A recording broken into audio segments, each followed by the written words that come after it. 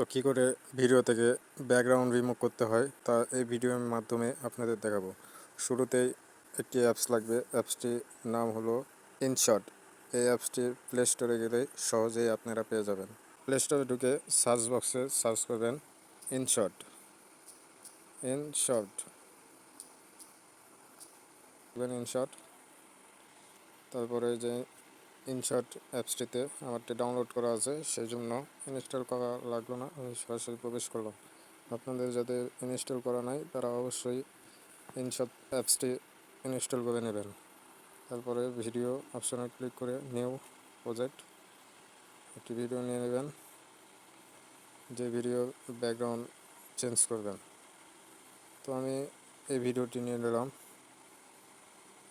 নেওয়ার পরে এই যে নেওয়ার পরে বামের দিকে স্ক্রল করবেন, করার পরে আস্তে আস্তে যাবেন।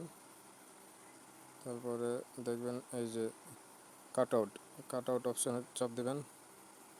তারপরে এই যে কাট আউটে চাপ দিলেই ব্যাকগ্রাউন্ড রিমুভ হয়ে যাবে। এই যে দেখেন 100% হওয়া পর্যন্ত অপেক্ষা করবেন। 100% হলেই ব্যাকগ্রাউন্ড রিমুভ হয়ে যাবে। আপনার 100% হয়ে গেছে, চাপ দিলাম। তারপরে তো দেখেন আমার ভিডিও থেকে কিন্তু ব্যাকগ্রাউন্ড রিমুভ হয়ে গেছে। আপনারা ইচ্ছা করলে ভিডিও থেকে ব্যাকগ্রাউন্ড রিমুভ করতে পারবেন, যে কোনো ভিডিও থেকে। তো ভিডিওটি ভালো লাগলে অবশ্যই চ্যানেলটি সাবস্ক্রাইব করে আমার পাশে থাকবেন এবং নতুন নতুন ভিডিও পেতে বেল বাটনটি বাজিয়ে দিবেন।